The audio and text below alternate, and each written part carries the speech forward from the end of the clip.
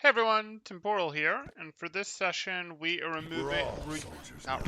we are reviewing a Silver Soldier and Tracer player. If you guys are enjoying the content, please do like and subscribe, as that helps out quite a bit, and I really do appreciate that. Or if you are looking to get coaching yourself, you can join my Discord in the description below, see what rates look like, see what sort of promos, special events we have going on, all that good stuff. Quit screwing around and get ready I to keep move. reading these as Silver Surfer review. If only Temporal did comic books. Not quite my niche. Not quite it.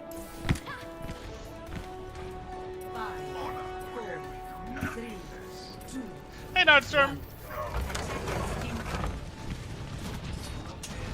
I'm escorting to payload.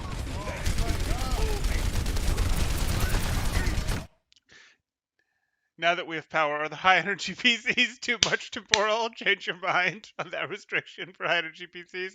No, they were doing work on the road outside and they shut down the power to do the work for the morning. A little more than the morning, but hey.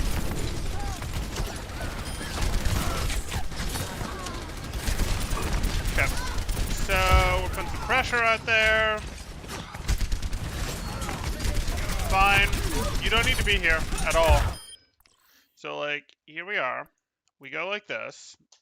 We're going to do some nice rewinds here. We're trying to put pressure on them. This is fine. I can live with us putting pressure on them here. I'd have probably been happier with us being like, oh, hey, what happens if we go over here? Because we have sprint and no one else on our team is doing that. So, hey, it would be a good idea. We should do it. There's not really enough angles for you, your team, and Widow to threaten right here. Like, it is very predictable that your Widow is going to take this angle up here or up here, and your team is going to do this angle, and then you're sort of like, I don't have anything great to do. If I shoot from here, I sort of have cover. We could do that. I could shoot from here, sort of have cover. But again, the most interesting thing to do is going to be to go here. So that's what we'd really prefer to do. If I can get control of my mouse, there we go. Cool. So we'd have preferred to do that. We didn't. We're going to push up here, and we can put some pressure on the D.Va, don't get me wrong. But what we'd actually like to do, as soon as that D.Va is done with that, Reinhardt didn't really do that. D.Va did that to herself. Reinhardt just got credit, but okay. As soon as we're done with this, we would like to put pressure on the people who are sort of taking the most aggressive spaces against us. It was reasonable to call that D.Va then. It's reasonable to call this Genji now. He's deflecting, so now Hanzo's the most aggressive. No, not Orisa Shield, Hanzo. Put a little bit of pressure on Hanzo to make Hanzo back off. You're not going to eliminate Hanzo, but a little bit of pressure on Hanzo makes him back off, makes him hide behind the pillar, makes him put less pressure on your team. And we'd very much like that, as this is a tough place to walk across. Would taking the left angle from attacker spawn point of view be valuable? Yes, it would be useful. This gives us something. This gives us something better. We have a health back to work around. We have cover we can work around. This would be perfectly fine. Either one would be better than this. But even if we're doing this, we wanted the pressure on Hanzo or on Genji until we got to Deflect. Then we wanted to flip to Hanzo, not put it on the tank or the shield or all that. We can put it on the tank after Hanzo's backed out a little and isn't giving us himself to shoot at. Didn't need the 10 ammo reload. Tracking little delayed there. Let's see if that continues to be a habit where he's following the target rather than predicting it. Yeah, it is. Okay. So let's show you how to do tracking. I'm on fire! Oh, do I need to go one back to get you the really good example? I do. Okay. So here we are. We're doing this. That's Genji. Genji has moved like this, and your aim is now following Genji, moving like this. And that doesn't work. If you try to follow him, it's really hard. You can get some shots on him if you're good enough at following him, but really your aim is going to be so much better if you see where he's moving and then go, oh, I see what he's doing. And rather than try to follow his aim, I'm going to try to lead his aim. So it shouldn't be, and let me do it like this. This shouldn't be a case of, here's Genji's movement, and here's my movement following Genji. It should be a case of Genji is starting to move like this. Cool. I'm actually moving like this. And Genji is continuing to move into my shots. Like, I'm not fully, like, 100% of ahead of Genji, but Genji is sort of like, oh, you see where he's going, you flick over. So, like, notice I left off that starting part. You flick over to really even a tiny bit ahead of him, but where he is, just a tiny bit ahead of him. Like, if he's going up in this direction, you'd flick up a little bit to the diagonal top right of him, and then you'd continue to lead, and you drag your crosshair sort of in front of him. Like, you don't want to be like, oh, my aim is way out here type thing, or my aim is here when he's back here. But when he's here, you want your aim like here type thing. You're still going to be hitting him. That's what we're doing. But we're trying to hit like the front part of where he's going, the front part of his body in the direction that he's going with a hit scan weapon like this, so that what ends up actually happening, because there's still delay as much as we might try. Like if we try so hard to be like, no, I'm going to chase him. I'm going to keep my crosshair on him. I'm going to keep my crosshair on him. If like you actually try to follow him and just keep your crosshair on him, you're constantly trying to catch up. He moves very quickly. All Overwatch heroes move relatively quickly, and he doesn't have any speed up, slow down time, any of that when he changes directions. Like you are not going to be able to stay on him if you just try to follow him. So you have to get, okay, I see where he's going. I flick just like to the front of where he's going, and I continue to go in that direction. And if he goes back, I make another flick adjustment to the front of him in the direction he's going, and I continue to try to lead just a tiny bit ahead of where he's going. I hope that makes sense. It's actually really important to understand when you're using a hit scan like Soldier that has tracking like this. Temporal had to give a power worker a VOD review. There we go. Let's go, legs. Stay Semitic. This guy's playing Jump and Shoot Man. Diva just decided she was going for a swim. Sounds kind of nice right now. Sounds kind of nice going for a swim.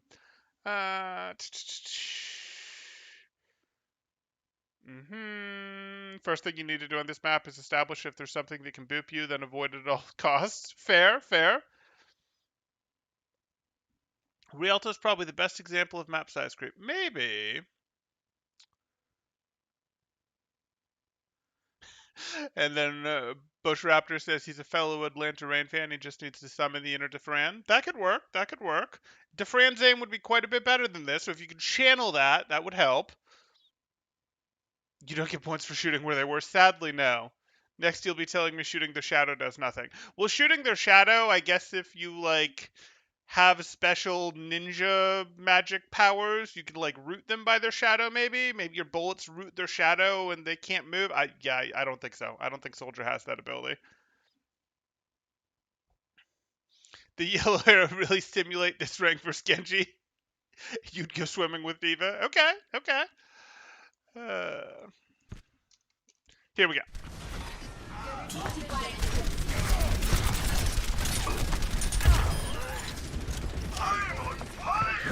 Don't tell me you can't shoot the payload to make it go faster too. Well, it doesn't get a flat tire when you shoot it, at least.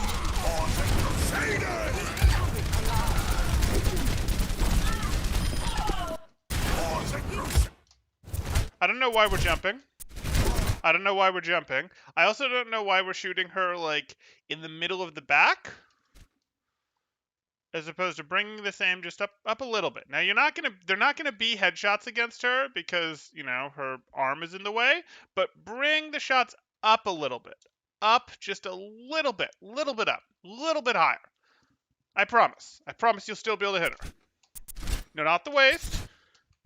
And see how you're trying to follow her with your crosshair? That's not gonna work. You can't like try to be like, I'm gonna will this crosshair to follow her. You have to predict where she's going. You really do. You're gonna be surprised, but with just a little bit of practice, you're gonna get way more shots trying to be predictive rather than just trying to like keep your mouse on something that's moving around like that.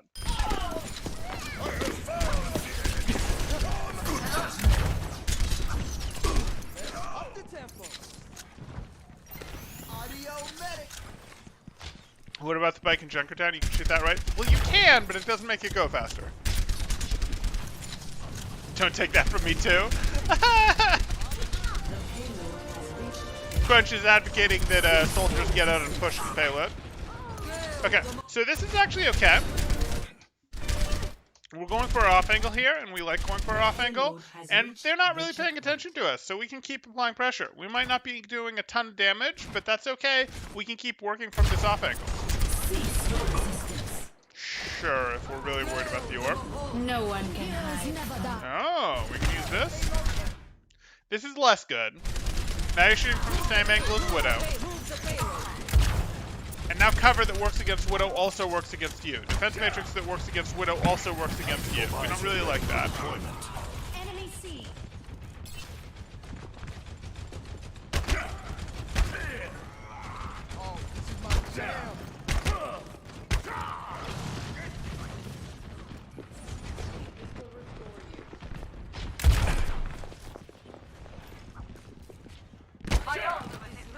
Yes. My ultimate is ready. Touch from afar. Okay. Here we are.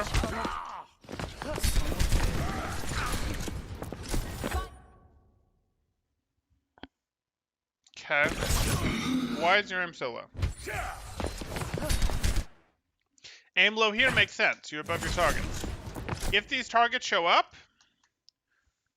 they're not going to show up right here. They're going to show up like here-ish. Like here-ish. Your crosshair should be somewhere in this general vicinity. That's what we're looking for. Little Pac-Man ghost that's maybe turned scary and now is going to get eaten by Pac-Man and go running away. Okay. Yeah, anyway.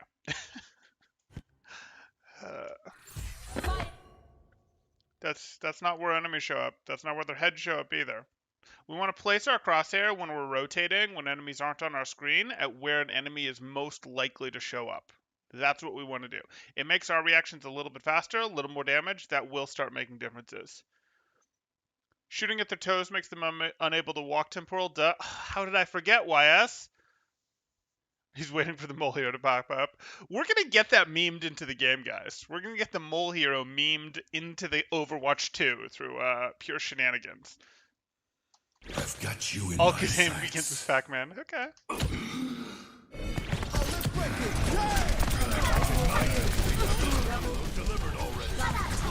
So that's not really a good visor, but I think you know that.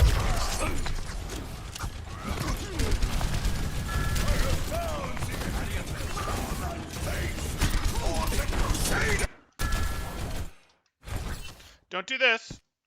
Your whole team is right here. So how do we make your angles better? Well, we use sprint to go over here, and then we threaten from over here while our team threatens from this way, and these guys are stuck in this little box, this crossfire. It hurts. It's terrible. They don't like it.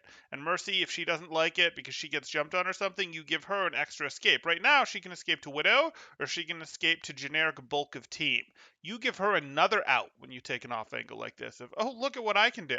On top of you having this nice off angle to do more damage to the enemies from, that if they defense matrix, they're not protected against. If they defense matrix this way towards you, then they're not protected against your team.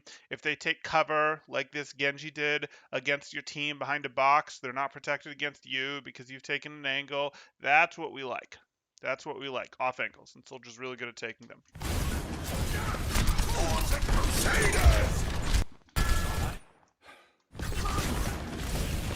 This is another time where your aim is really obvious. You are so clearly trying to follow this Genji.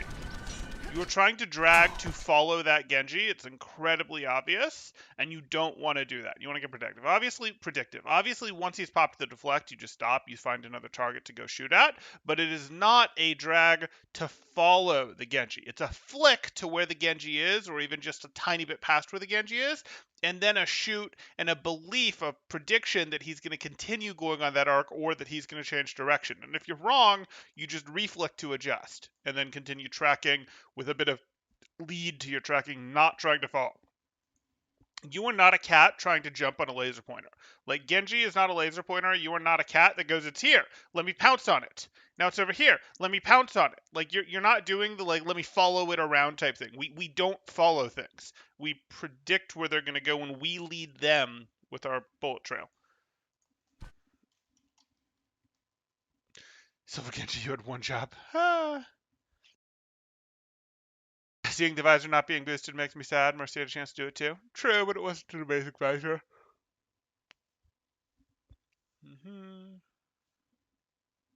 How do you play Cat and Laser Pointer in Overwatch? Well, they didn't add Jetpack Cat, so you can't, unfortunately.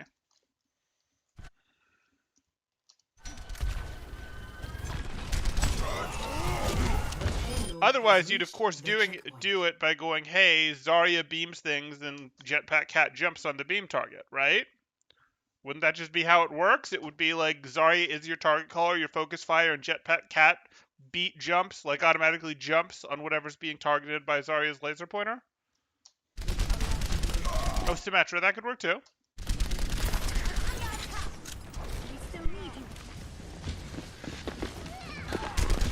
Off angles, I like him.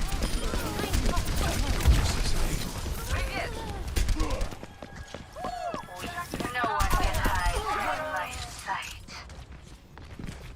Yes.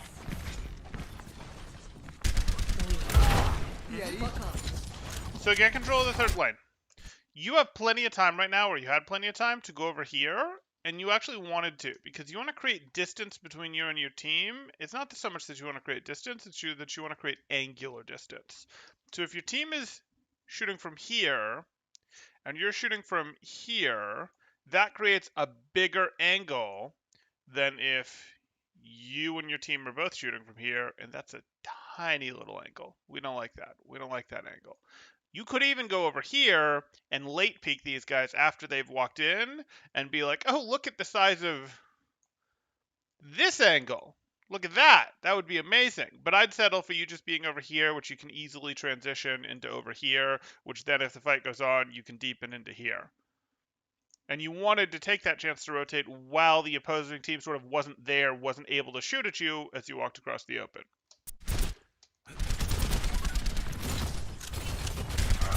Angular velocity physics flashbacks. Okay, Anson. Really? No helix there? No. So, like, this is a free helix rocket because he jumped. This is what we actually like. See how you're jumping? That's bad. He's also jumping, which is also kind of bad because you know he jumped like this, which means you know where he's going to land. You know where he's going to move. It's very easy to hit him with a helix rocket right now because he can't actually change his movement. He really doesn't have much control over his movement at all until he hits the ground. So it's very easy to both follow him with your crosshair, be like, hey, not follow him, to predict him with your crosshair, to lead, to be like, yep, here, and continue to drag it down. Usually you'd go for headshots, but the reason you're not going to go for headshots right now is you're also going to use your helix rocket while you have very high accuracy control or very high prediction, because your prediction accuracy should be very high when he's done a silly jump like this, and you know he did the jump in this direction. So you know exactly where he's going, and you just go, oh, I'm going to hit body shots on him by leading him in a downwards direction to the left, and I'm going to helix rocket him, and there's really nothing he can do about it. And he's going to be at like this much health when he actually goes for his next thing, which is going to be his dragon. That's the top Hanzo NAKREU. Normal rules don't apply to him temporal. Maybe.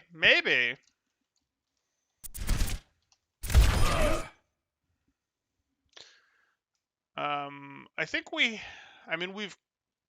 had someone we've coached with a very similar name to that on this channel, but it's not him. The fight ain't over yet. Briggs Catch to be playable would be good. Remember when shield damage was counted, so you could farm up damage to soldiers? Sure, but we want to win games.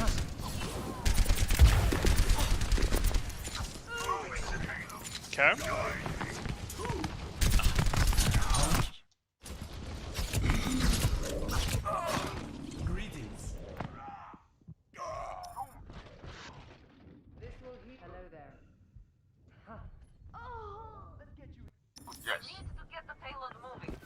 Okay, we've swapped to Tracer.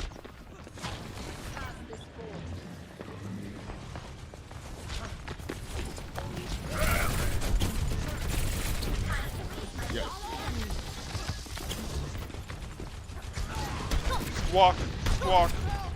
Now you can use a blink.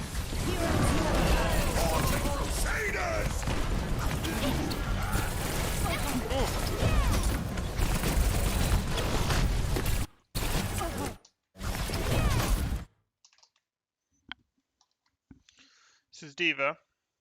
She's looking in this direction. The fight is over here.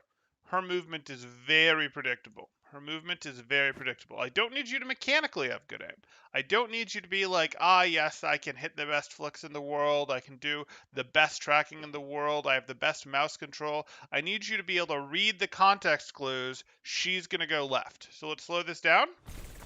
Why are we shooting there? You're shooting where she was. We know she's going left. She's even in the air. She can't even control her movement. Now she can control her movement, but she's going to continue to go left. Why are we shooting? We're like trying to catch up and we're barely catching the back of her. Instead, try to shoot the front of her and try to stay a tiny bit ahead of her. And what'll end up happening is you'll end up hitting center mouse and that'll be fine for you. So like do what you're doing except on the other side. Instead of like trying to follow, try to lead. Ugh.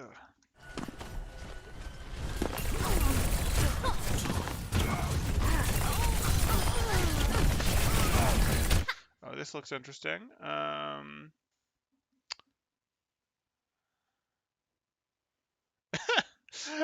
Okay, Semitic. So Anton says ML7 had a weekly eliminate the DPS you dislike most contest to determine the most liked DPS heroes or the most disliked. Eliminate the DPS you dislike most. Yeah, most liked and most disliked. Like those aren't. That doesn't exactly measure how I think you phrased that, but that's fine. Supposedly the most liked were Tracer, Ashe, and Soldier.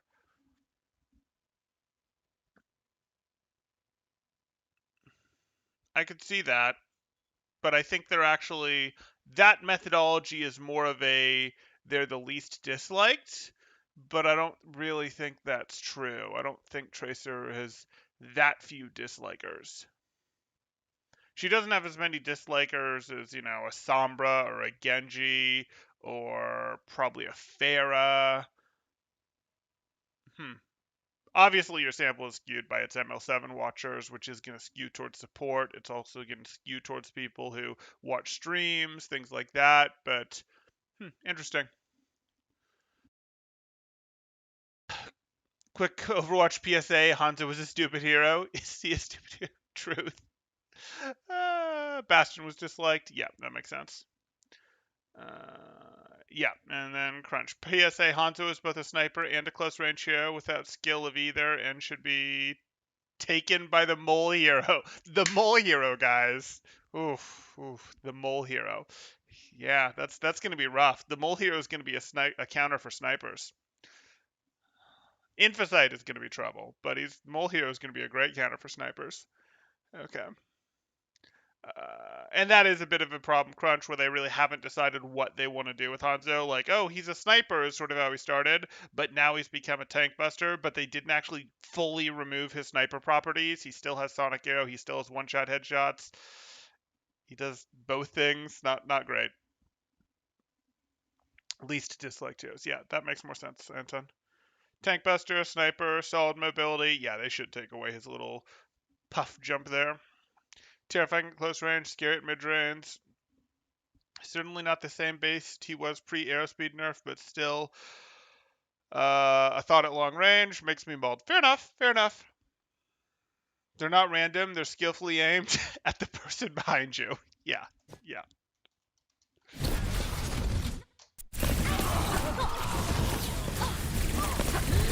Okay. So just so it doesn't feel like I'm only pointing this out when you're dealing with Genji, though I guess I did point it out with Tracer.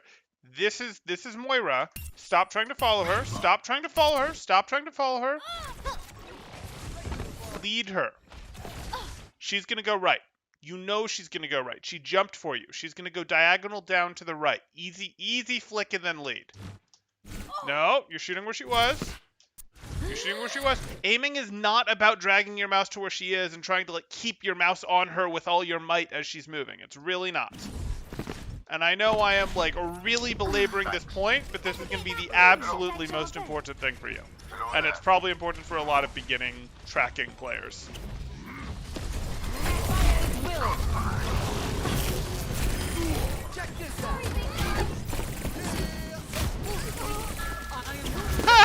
No, Northstorm, we are not giving Widow's SMG. We're not making Widow 76 a tank buster.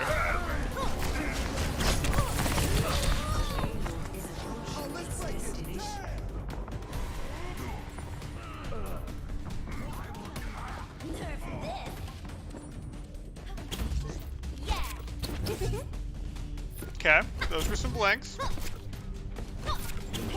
I am on fire. Come here and get burned.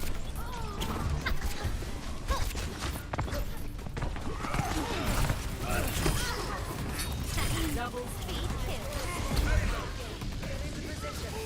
Yeah, you don't get to just keep people out in spawn when there's still 2 people alive on point. You actually have to deal with them on point. Good. Okay. So we've seen some soldier, we've seen some tracer, we've seen some learning how to do tracking and how tracking is actually predictive. We've seen some taking angles. Ready for battle. These are owl blinks. Your support has arrived.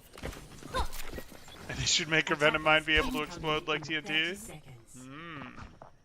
And they should give her 500 health, like Reinhardt, and some of it should be armor.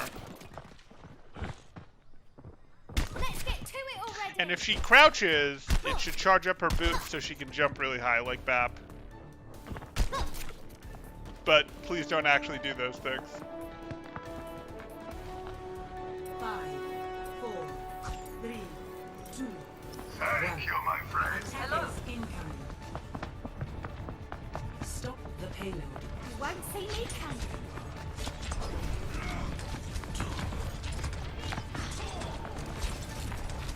Okay.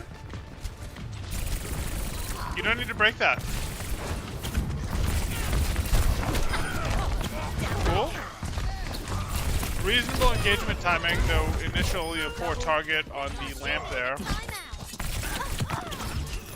Play to the left. Oh, okay. We have a $2 super chat coming in for YS saying for your power bill plus appreciation for all you do. I very much appreciate that, YS. Thank you for the $2 super chat. My power bill is just fine. Thank you very much. They really were doing construction on what is a pretty main street out there, but I appreciate it. Thank you guys.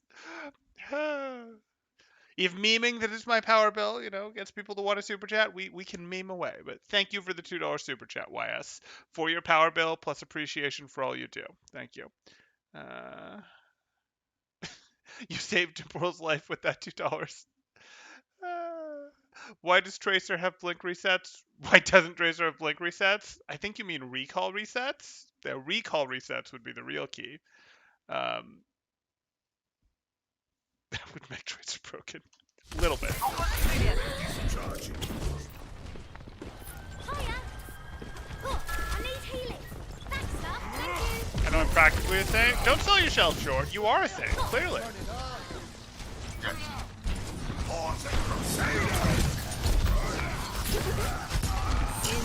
Okay, so like here you are.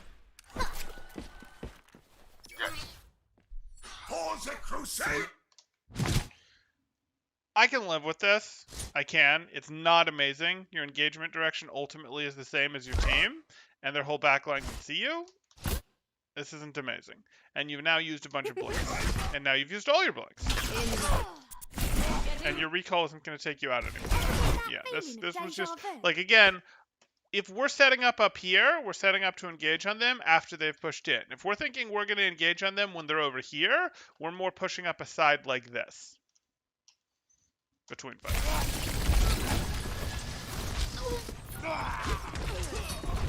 You demand 0 CD Reaper blinks? No, thank you.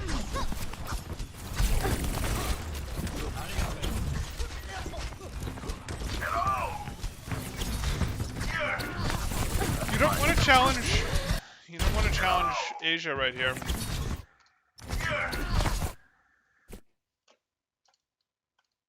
Like, your team is back there and back there. You're effectively down 3 people in this fight. Yes, they're down someone too, but like, you don't want to go in and take this fight right now. This fight already happened. Your team lost. The card is going to push. If you were going to engage on this Hanzo, you needed a bigger element of surprise. You needed him to have to hit a bigger turn before he could start fighting you. He's too likely to get help. It's too easy for Anna and Brig to pay attention to their Hanzo right now, and you're just going to end up using a bunch of blinks and recall and not get it. Like, that's how this is going to work. And it's based on engagement tracking.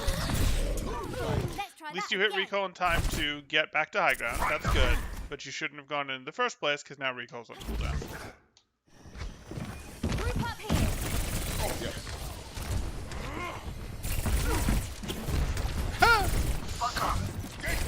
Flaw wants to turn Reaper into Junkrat. Good.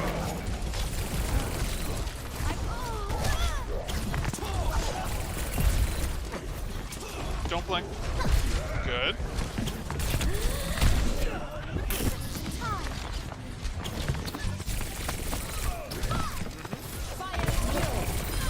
Sure. We're not pulse bumping that? You have the blink. I know it's scary because you're like, oh, but might not get out, but like we're gonna win the team fight. We're gonna win the team fight if we hit this blink pulse bomb. Great or good. And you can probably still back out. Instead, you wait all this time, and there's still gonna be explosion time on this, and you didn't hit the stick. No, no.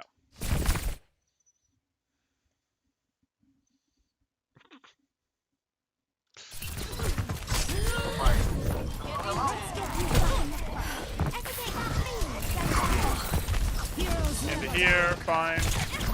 Flank for the mini. That is not a good flank in this situation, but we win. Thanks, love. Thanks, love. Yes. I found it. Okay.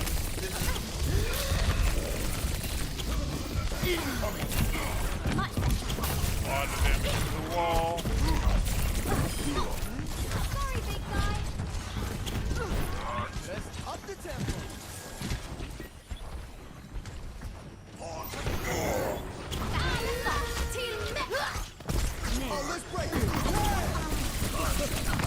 Why is Genji our target?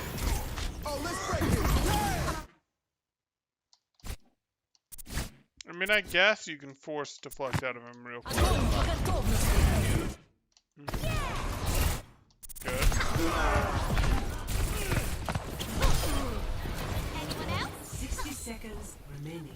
Lots of melees, lots of getting extremely close so that you don't have to do tracking. Those aren't terrible things, but I'm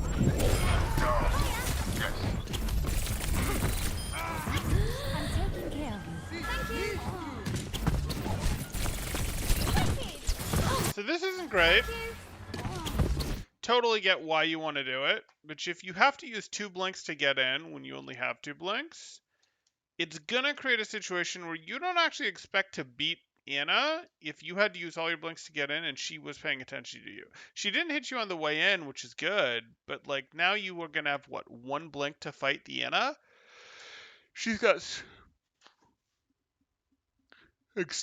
She's got Sleep Dart, she's got Nade, she's got a hitbox that's hard to hit, she's got her own weapon, her friends are much closer to this fight than yours are, her friends are much closer to you than your friends are. You can have a really tough time taking her down. That's kind of what happens when you go in when your team isn't a meaningful threat, when you go in when it's very easy for her team to turn and peel for her because they're not distracted by fire that your team is putting into them or swings that your team is putting into them or by their own health going down and all those things. Okay. Nardstrom says, Temporal, I followed your punching technique to get my teen nephew back. We do that to each other, and it was so much harder than expected. It was far more force than was appropriate. Yeah, I wasn't teaching. Yikes. Okay, guys, I'm not teaching you how to roughhouse. That's not what I'm doing. Like that is proper punching technique. It's you go, hey, you're going to go for your punch. You're going to hit that nice pivot. You're going to go, okay, boom, like that. And it absolutely does matter. But that's, to protect yourself. That's if you need to be like, hey, this is actually how you meaningfully throw a punch there.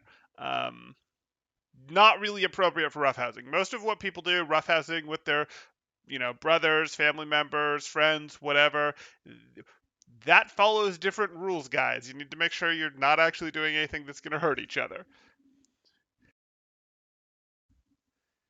He was okay. I just made him have to take 5 minutes to recover. Ouch. Ouch. Okay, I'm glad he was okay. Temporal, any advice for laundering money after a large bank heist on a national bank involving the movement of 750K? Okay, so that's a lot of money. Obviously, I can't give you any legal advice on that matter. But historically, I mean, you've seen movies. You would know that the conventional wisdom would be olden days, things like laundromats were good to launder money. Other things that made sense for laundering money were casinos, things like that. So, if you wanted to show up, place a few bets at a casino, this is a way that some people get money out of China. They go to their equivalent of Vegas and they go, hey, go to the equivalent of Vegas with a bunch of money, and then go, hey, do your bets, lose just a few hands, don't lose a ton of money, but lose a few hands, and then cash out, and cash out in a different currency, for example, is something that you have the option of doing. Okay, anyway, I can't actually give you advice. But those are things. Hey, okay, okay. Asking for a friend. Yes, I'm sure you are. Obviously, you have to be careful with that. If you're dealing with with that kind of sum of money, any sort of casino is obviously going to track who you are, know who you are, and you still have to deal with, okay, well, that money can still be tracked, etc. But what do you plan to do from there, type thing? Like, are you trying to get the money into a way that you can do something with it? What are you trying to do? You can do that in smaller denominations, smaller amounts, multiple places. There's options. Not that you should go do those things. No one should be in a position that they should have to do that. Okay. But you pay attention to economics, criminal justice, and you know what's been done. Okay, Crunch asking for a friend. Temporal incites violence. No, he does not. Educational. Laundromat or car wash. Yeah. Cash heavy businesses. Yeah. Overpay your bill, then ask for a refund. No. Okay. It's quiet. 30 seconds remaining. They are running out of time. We must hold them back.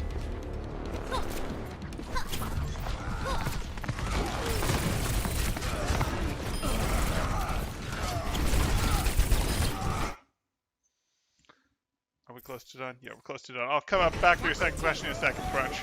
My ultimate is very well.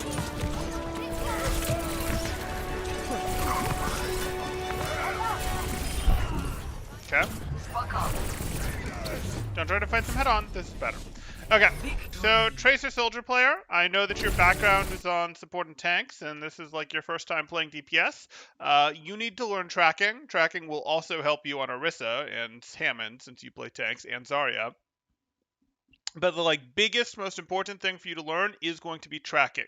Tracking is done with small flicks to adjust your aim, and then actually trying to lead the target, actually not following, but predicting where the end is going to go, or in this case where she has to go because she jumped. Maybe she's going up and down right here, maybe she's jumping to the right, I don't know, because this is a rewind or whatever, I wasn't paying attention, but this is the sort of thing where we know where she's going and we lead the target. And if we're wrong, because say she's on the ground and she was going this way and she suddenly changes direction, we just flick back just barely ahead of her and then continue to predictively aim. If she's going left, you'd try to hit the left side of her body and you'd probably end up hitting closer to center mass. If she's going right, you'd be trying to hit the right side of her body and you'd probably end up closer to center mass. And the reason you end up closer to center mass is the same reason that when you're actually trying to follow someone, you miss a ton of your shots. If you try to just keep your mouse on someone by following them with your mouse, they move like that, you're constantly going to fall behind. You're going to miss a ton of shots. You're going to waste a ton of ammo. So do this. This is going to help with both your soldier and your tracer. You're hiding it a bit on your tracer by always getting close, and that's fine. Tracer does very well at close range, but there are times when you want to do a little bit of poke damage, be a little annoying on tracer, move people around, play Tracer as a bit of a shepherd, and move the enemy teams into position for your team to do stuff, and you do need to be able to hit your appropriate tracking for that. The next thing that we're going to get into for you, the second thing to work on, and it's a distant second behind actually do tracking and work on tracking, and actively work on tracking. I don't need you to get perfect aim, but actively work on tracking and like making sure that you're doing this, and 100% make this your focus. And this can take more than the usual 5 to 15% of your brain power that I recommend for people, because your aim in standard play is taking up some percentage of your brain power. And I'm letting you add 5 to 15% brain power on top of that. So you might be taking like 30% of your brain power while playing to focus on your aim, to focus on your tracking. You can do warm-ups, you can do practice on this stuff, you can do DM on this stuff, but do this to actually like get the fundamentals of tracking down so that you can then play. And you're never going to like stop completely thinking about your aim, but get it to a place where it's like, yes, you're not doing this, let me try to follow you with my crosshair on your thing. Get that out of your system and be fully invested in this new thing, and have that sort of sticky if that's just what you do when you're aiming before you move on to the second thing. And for both of these heroes, that's going to be more consistently coming in from angles, taking off angles, going around and taking flanks, and much less of a let's just double blink in from the front. Let's just fire from where Reinhardt is on Soldier. We don't want to do those things. We want to sprint up and take our off angle whenever it's available. We want to preset on Tracer so we can come in from the side, come in from behind. When we leave, we'd actually prefer to leave to the side, leave behind, not leave to our team, because if we leave to our team, we're then going to have to set up to go back in like this, which is going to take time, or we're going to have to go in like this, which is just bad. Okay. That's going to do it. Work on those two things. Work on the aim first, foremost. Keep your real focus on that. Tracking is what we're looking to do here. And tracking is predictive, not reactive. You are not trying to follow the person by keeping your mouse on them. That's not what you're doing. Okay, if you guys have questions, hopefully not about heists and laundering money, but if you guys have questions, go ahead and throw them up in chat now, or if they're about that, heck, those are fun too. I suppose I won't fight it. Throw them up in chat now. If you guys are enjoying the content, please do like and subscribe, as that helps me out quite a bit, and I really do appreciate that. If you are looking to get coaching yourself, you can join my Discord in the description below, see what rates look like, see what sort of promos, special events we have going on, all of that good stuff. Okay. Let's take a look here. I know Crunch had something. Okay, second question, how to escape police after becoming Britain's most wanted, with the police for spending all its resources on finding you due to not paying your TV licenses in 1 year. Not paying your TV licenses caused you to become Britain's most wanted. I mean, you'd have to leave Britain.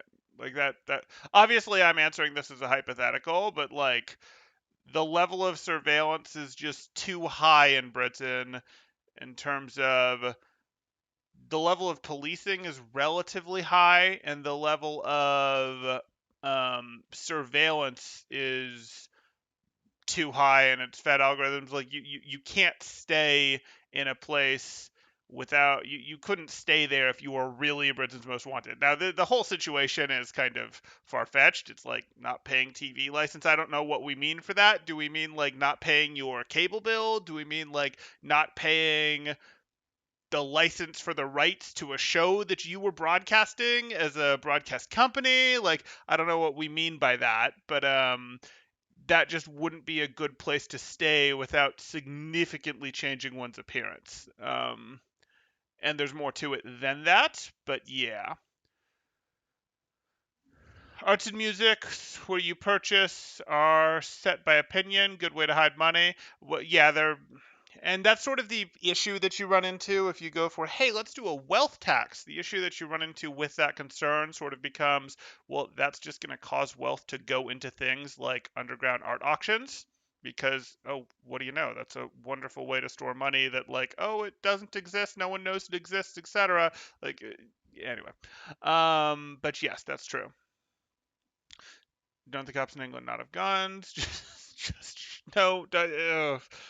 We probably can't say that. send some of the 750k to get a smuggler set up in a foreign country in a remote area of said country. But if you don't already have those contacts, YS, and it's like you've newly found this money and it's more than you're used to having to playing with, you're not going to be in the right circles to know who to do that with. Not that I'm recommending anyone does. Like, again, hypothetically, of course. Play Kovacs for tracking. You'll be cracked. It's okay. It's okay. Yeah. Yeah.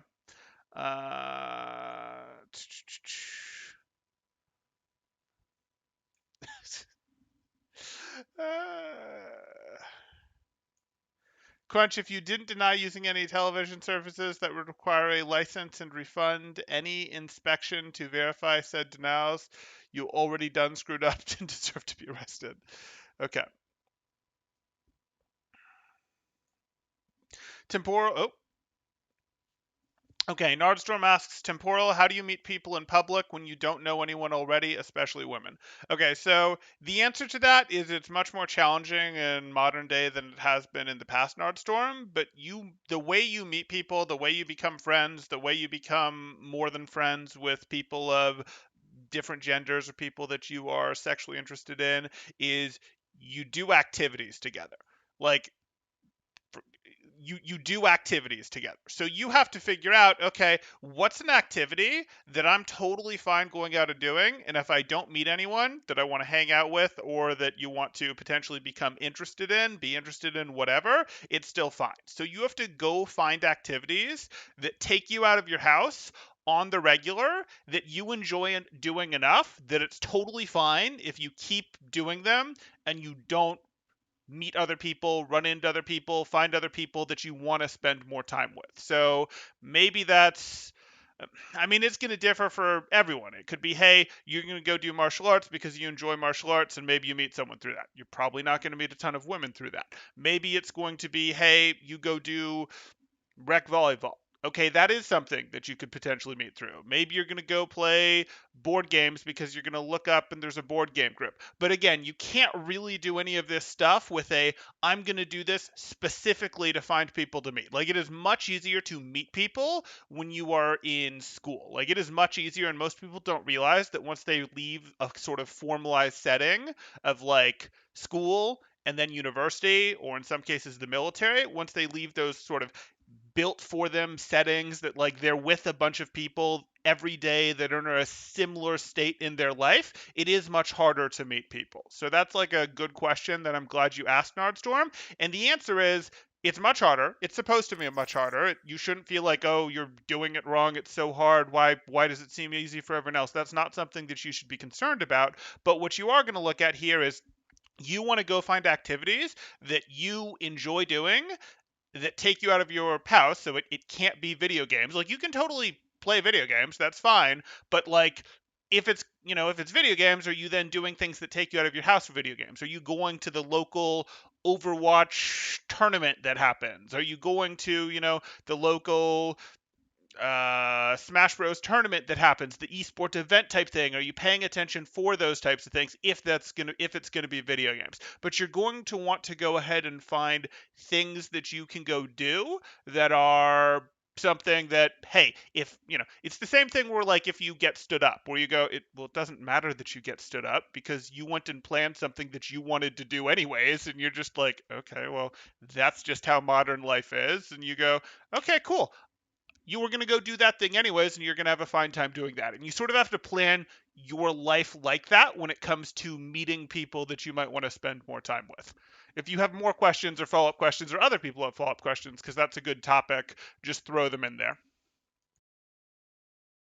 Or if you want more examples of things to do, I could give you some, but like everyone's going to be different on what they want to do and what they can do. And part of the thing is what most people find very easy to do and want to do is, hey, they want to watch streaming services or they want to play video games, and those things aren't going to be fantastic because those are fine, those can be a part of your life, but you then have to figure out, okay, what else are you going to do? What layer in your life is going to actually get you out of the house on the regular in situations where you can meet other people repeatedly, because you do have to meet people repeatedly. That's For example, that's how friendships tend to work. Guys, especially when they're friends with other people, it's because they repeatedly do activities together, and that's how that works. And then men and women tend to get together when they're having fun together, and then things happen. Okay. Uh, Christmas is canceled is a YouTuber with some of the highest scores in Kovacs. He has a good video for teaching tracking. Fair enough. Sneak on a boat to the U.S. Little better probably. Then go to Alaska. Ah, there's the trick. Okay.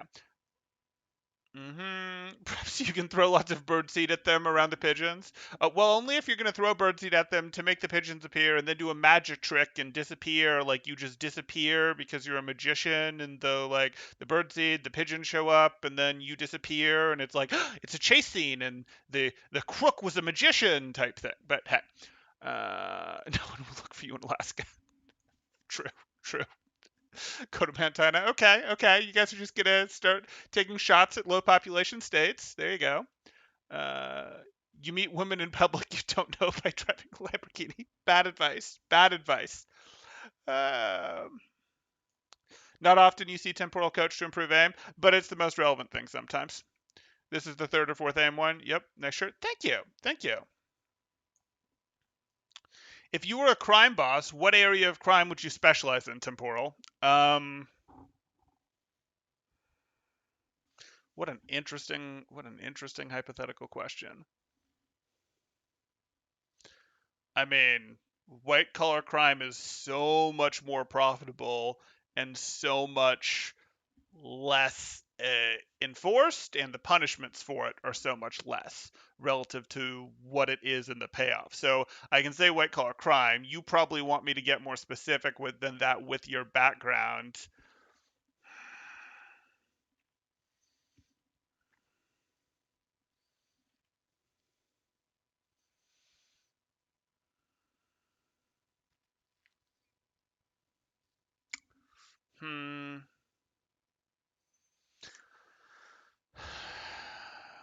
That is a good question. Probably want to stay away, if possible, from intellectual property stuff, because even though the feds don't do the best job of enforcing that, you are going to have the intellectual property bearers, or the people who believe they bear the intellectual property, coming after you, and that becomes a headache. Though there are ways to do it pretty cleanly. I certainly have enough background in intellectual property to understand how to do it and be very, very challenging to shut down. Not that I do it.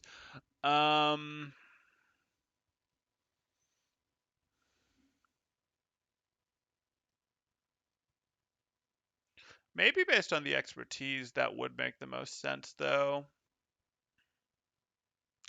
I mean, it's also so easy to do stuff like, oh, look, it's a charity scam type thing, or, oh, look, it's a charity. Oh, yes, it's a charity. Oh, collecting this. And then you can even do it legally. And like, oops, it's a charity, but such a tiny portion is getting donated. Most of it is going to fulfill the coffers of the operation cost of hiring the people, you who are running the charity. Or you can do criminal versions of that, I suppose. Yeah, that's a tough question. It's a tough question. Again, if you're looking for something that you're never really going to get, eh, I don't know, probably something in one of those worlds, probably. Yeah.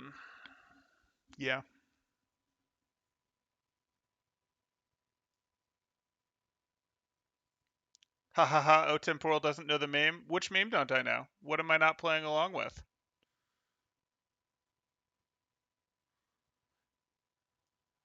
Is it about the license of TV or something? Okay, did I take it way too seriously? That's okay. I sometimes answer people's trolls seriously. It's kind of fun.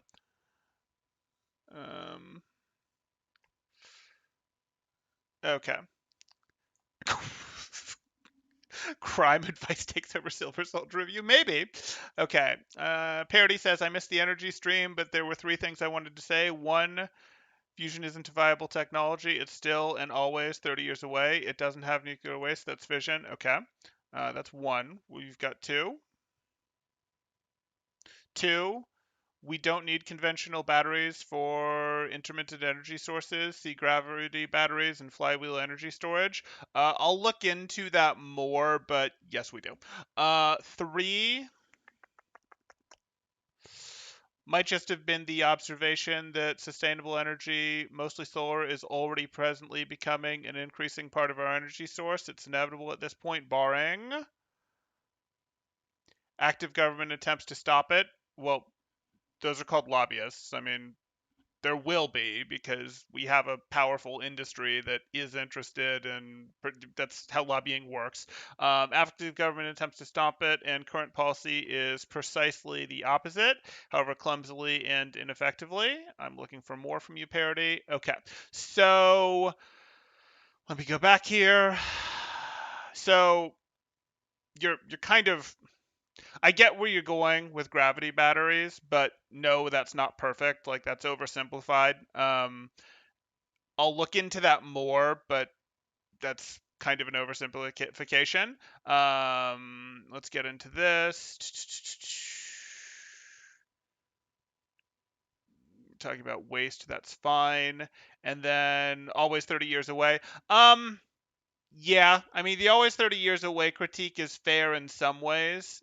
In others, no, we've actually made some. It's always 30 years away because we never actually want to make the moves, want to do it. It's the sort of thing where, like, something is always going to be 30 years away. I could say, I mean, we could have said the same thing about many things before someone actually pulled the trigger and did them. Like, oh, well, it's almost perfect. The stars are almost aligned for something like Overwatch League, something that looks like Major League Baseball and football in America. So the stars are almost aligned for that. We're almost ready to do it, but it's still 20 years away. Well, it's still 20 years away. Well, it's still 10 years away. Well, it's still 10 years away. Like, that could have gone on forever. We could have done something like Overwatch League 5 years ago, or even 10 years ago, or we could have done it 10 years after when we did it. And I'm not saying Overwatch League actually worked out and got what it was going for, but that's kind of the exact same thing, where it's going to be something is, not quite ready, we're not quite ready to do it until we actually go, okay, let's try and do it, and then we can pretty quickly solve some of these issues that we were waiting for, just, when there was less pressure on them, less, hey, someone's actually driving to actually try to put all the pieces together to go do this. And then mostly solar is persistently becoming an increasing part of our energy source. It absolutely is. It is. But it's subsidized. It is still meaningfully subsidized. The lifespan of the solar panels is still a problem. The production of the solar panels still requires resources that are challenging to get and dangerous to get. And it becomes okay, how much energy are we using? How much energy are we using to make the solar panel that lasts how long? Like, if you actually look into the net of that, because we're subsidizing, it absolutely makes sense. Without the subsidization, it becomes, okay, we're past break even, but how far past break even are we on the life of a solar panel that's going to last for X years, this many decades? Not as far as we might like. It looks better than it is because of the subsidies, and that's not real. But definitely like the resistance there, Parody. It's more interesting when people have pushback here, for sure. Okay. Let's catch up. Britain has an actual TV tax for individuals. Okay. So wear a colored wig to change your appearance. It's not going to beat most of the systems that are out there right now. How do you get value as sim in comps not including Rhine?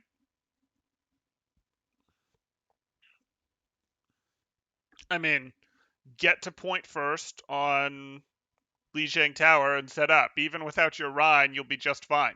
They get to a position where they have to push into you, and even without a Rhine, you can be just fine. You don't need a Rhine to play behind a sim. It makes your life a little bit easier, but if they're slowed down, you have a corner, they have to push into you, and your turrets can slow them down, that'll still give you ramp-up time. You just need a comp that is willing to fight fast and is good at fighting fast once the comp starts. Another comp that is good at fighting fast once the fight starts that doesn't include Rhine would be Winston, D.Va, Moira, Lucio, and usually we'd see some combination of Sombra, Tracer, or Reaper. But what if we, threw a Symmetra in there instead? This comp would be fine with it. Now, it's not actually fine with it because this comp likes to aggress in. It likes to go, hey, we can all push in like that. But if this type of comp were to set up on defense, for example, and Sim were able to set up turrets, this type of comp is perfectly happy to fight fast, and Sim wants to fight fast once she's ramped up, and she'll have time to ramp up when they push into her turrets like that. So she doesn't need a Reinhardt. When would make the fitness video? I don't know that I don't know that I ever committed to a fitness video, but maybe. Plow wants a nuclear weasel. Okay.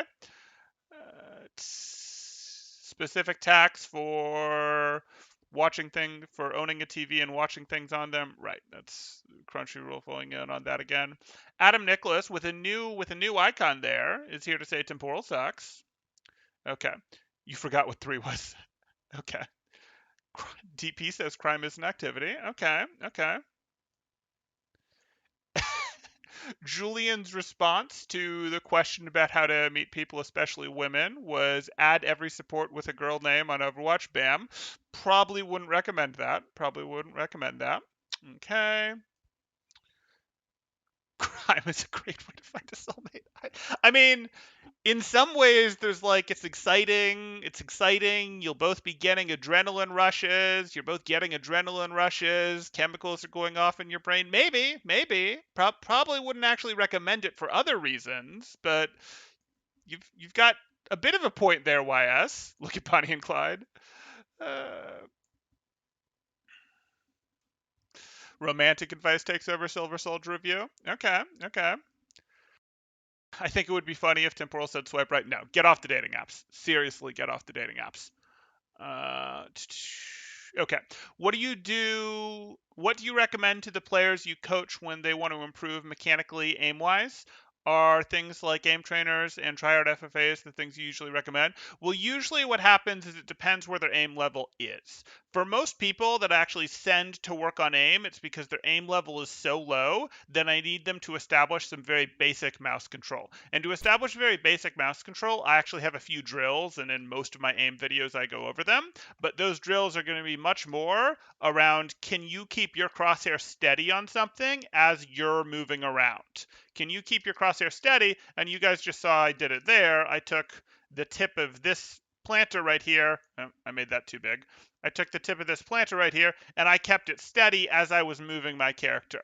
And then I also will pick something like the tip of this planter, and I'll flick to it, and I'll flick to it, and I'll flick to it, and I'll flick to it. And I'm usually telling players to work on to get that basic mouse control, and I actually like those drills to get that basic mouse control. We can get into some other basic things like pre-holding, crosshair placement, things like that. Sometimes we'll get into tracking, which we did here. But most of the time when I'm working on someone's aim, it's in a place where they need actually basic mouse control. It's not, they need to do a ton of deathmatch to level it up. This player could do some deathmatch to work on it because what they need to do isn't something they can practice without something that's moving. And some of the most basic drills, unless you're going to set them up with replay or with workshop codes, etc., don't have moving opponents for you. So most of the time when I actually want to get focused on someone's aim, I don't have to send them to a specific workshop trainer, a workshop, or to DM or anything like that. But sometimes I will. Yes, it depends where they are.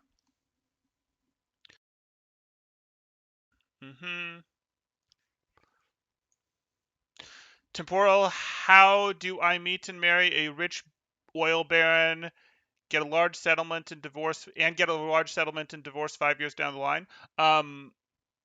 Okay, so I could answer that question. I don't actually recommend that, but if that was the dating strategy that you chose to pursue, you would have to go, hey, you're going to have to hang out where rich oil barons and the like spend time. So where do rich oil barons and the like spend their time? Do they go to country clubs? Do they go to casinos? You have to find ways into these places and find ways to spend time at places where these people are, and then you have to do things that make you attractive to this type of person. That would be what you'd have to do if that was the plan that you were trying to pursue.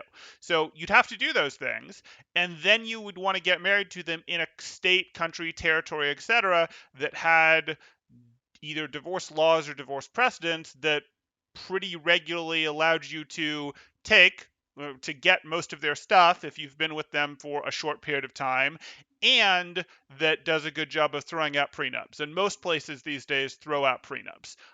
Most places, at least in the United States, will throw out prenups over the course of about 5 years. They'll water down the effectiveness of the prenup over a period of time, and 5 years would generally be a long enough period of time to water it down to 0. So yeah, that would work, but that would require work because, again, you've got to spend time where they're going to do that, which is probably going to be challenging for you. And you'd have to do things that make you desirable to them.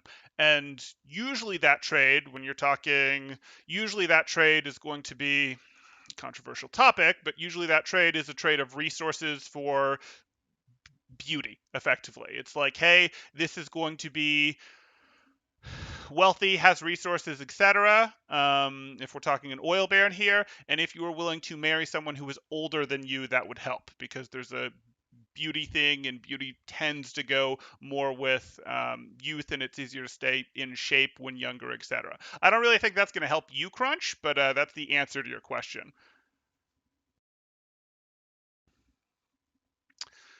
Okay. All players are better than anyone else because they have romantic training. Okay.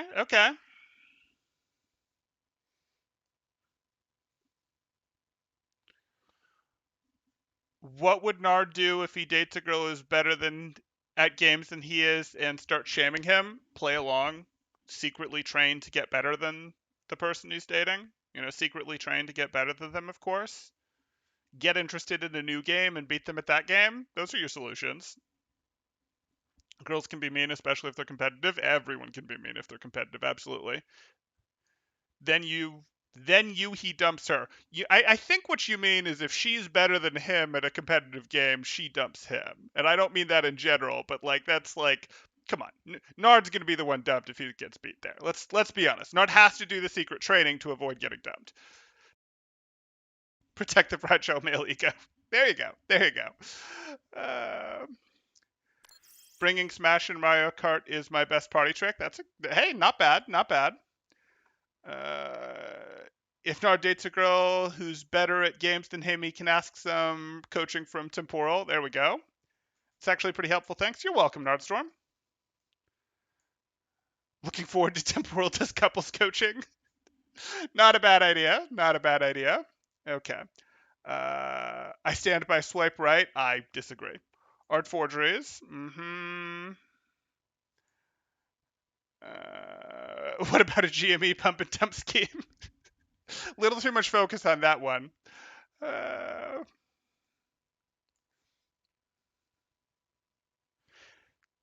How could you lead a career in any part of Overwatch, coaching, Al, etc., into organized crime? There's just not a great reason to, is the thing.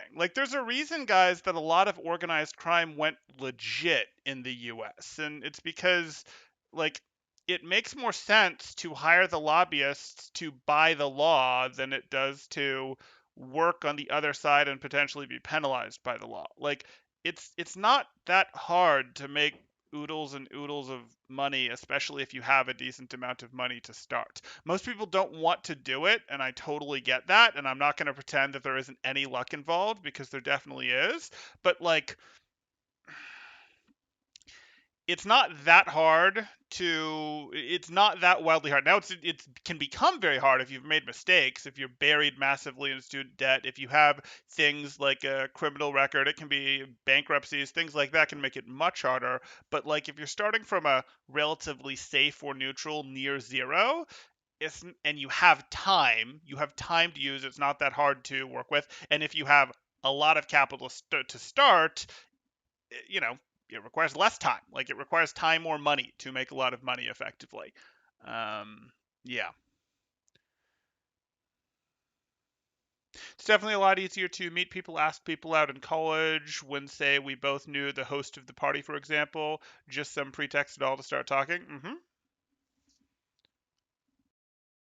YS says the best way to meet women nowadays is through Bumble. Tinder sucks. Isn't Bumble facing a lawsuit discrimination because every category of person except men seeking women have either party can message first, but men seeking women have the case where women has to message first, and it's the only category that that's true for. Aren't they having to deal with a lawsuit for that? Anyway, it's Bumble's not any better. Like, it's really not any better. I don't know if you've used Bumble YS, if you've seen Bumble, if you've looked at any of the data, the testimonials, any of that type stuff. Most of the dating sites don't share data ever since OkCupid did, and people really didn't like the results when OkCupid published their data because it said some things that perhaps as a society we were happier not knowing. But they're every time people do things, even though they're not incredibly scientific, and even when they're not incredibly well run, you can see the results haven't really changed. They've, if anything, gotten mostly more extreme. And Bumble isn't really better. Like, Bumble's whole gimmick is women message first, but the overwhelming majority of the time, what ends up happening there is women message hi and then expect the guy to carry the conversation the exact same way they would on Tinder. And then they're still upset for the same reasons that they would be on Tinder if they're not getting the quality of guy to message them that they'd like. Whereas men are complaining that women just won't message them. They have to carry the conversation all by themselves. They get used for foodie dates, etc. Like, it's the same on all of those apps, guys. Okay. The best way is to stomp your enemies in Overwatch, then take their mothers out for drinks. Oh, are we going to Xbox chat now? Is that what we've happened? Halo 2 Xbox chat? They all suck. The bars are still a great way to meet women. I mean, better than the dating apps, I'd grant you that. Just don't go to dive bars. I'm not sure I agree with that.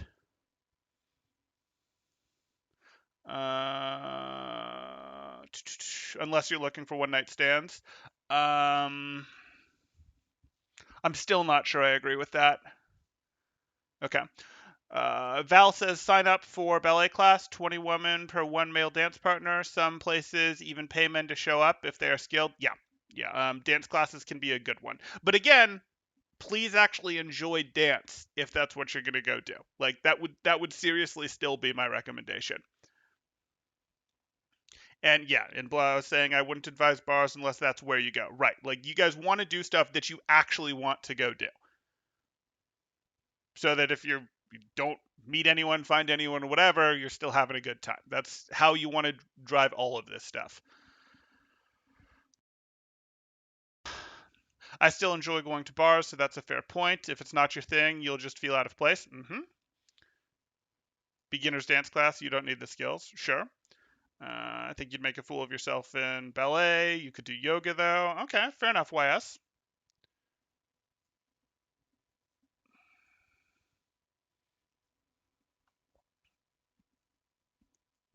I feel like women would see through a man going to a ballet class, though.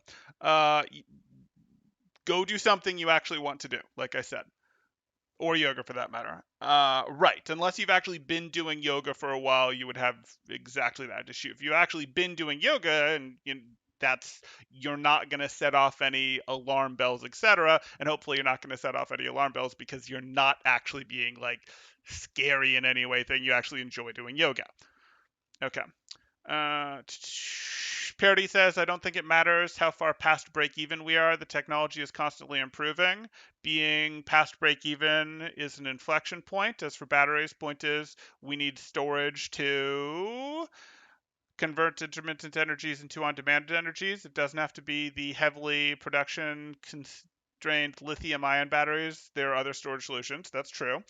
They all take space, though. Like, it does still become okay, how much space and where? Like, it's the same issue that you have with power plants, the same issue you have with everything with not in my backyard. And if you're moving energy over long periods of distances, that's going to take you more energy. But sure. Convert intermittent energies into on-demand energies. It doesn't have to be. Oh, we talked about that. As for fusions, it's a fundamentally hard problem. We have no practical way to efficiently turn 12 million degrees into electricity, even if we solve sustaining a reaction indefinitely.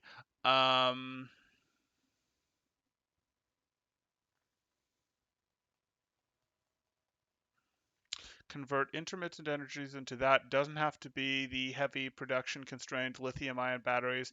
There are other storage solutions. Right, I agree there are other storage solutions, but again, my response is there absolutely are, and we should use them, and we should use them more, and I'm good with that. I think you are blowing over the problem of the break-even point too easily here, and I also think that you're probably undercalculating what it's going to do in terms of, okay, where and how are we storing this? Like, and I understand your how. I am interested to go look into your how further, but I do understand it in moderately, not super broad strokes, but moderately broad strokes well enough. But like, some level of detail, not as much as I'd like. But again, you get into how much space are you going to use to store it and where are you going to store it? Because what you're talking about is, okay, well, we can go do this. I mean, we get back to some of this stuff where we're going to use this. We're going to have it move a thing. You're going to use gravity. I get it. But that means you have to be able to store a lot of something up here that you're going to then, you're using the energy to send something up here that you're then going to have gravity send it down. Well, there's a lot of stuff that you have to go put up here. Sorry, I should be drawing for this. There's a lot of stuff that you have to go put up here with that energy, and that takes space for you to be able to slowly let that down. And it really is, okay, well, can you handle 3 days without the sun being out? Can you handle 5 days without the sun being out? Can you handle 7 days? Can you handle 12 days? Can you handle 14? If the normal amount of days for it to happen is this, and this happens, can the world, the grid, etc. handle? If this happens, what happens to your systems if this happens? Those are all questions that you have to answer. But I'm certainly interested. I'm certainly interested. And you're underselling nuclear, but that's okay.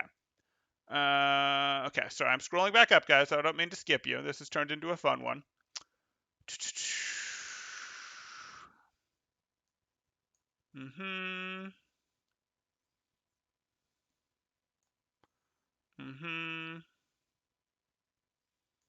Okay. A better question to ask would be what sort of women you want and where do you think they would show up? And that is a bit of a tough question in some ways, Val. That is a good question, but it's also a tough question because even if we tell someone who's curious, okay, you should go out and do things, and you should go out and do things that you enjoy doing, there are less people leaving their house to go out and do things that they enjoy doing because they can stay in and watch streaming services. They can stay in and play video games. They can stay in and use social media. They can stay in and swipe on dating apps. Because these things are happening, it becomes a tragedy of the commons isn't quite right, but an everyone problem, and it does become a bit of an issue for people who are going, hey, what are they going to do in terms of, well, where are they going to find the type of person that they're interested in? Because the type of person that they're interested in, unfortunately, is much more likely than in the past to be at home doing these activities, and therefore they're not going to run into them out in the real world. That said, still better than using dating apps. Symmetra with a Talon Dive would be cool to see. I could see it. Another cry for a fitness review there. Okay. Noted. Dinner Time Temporal. Hey, Kongaboom. Look at the replay Genji neck. What, because he's turned like that? I don't know what we're looking at. Okay.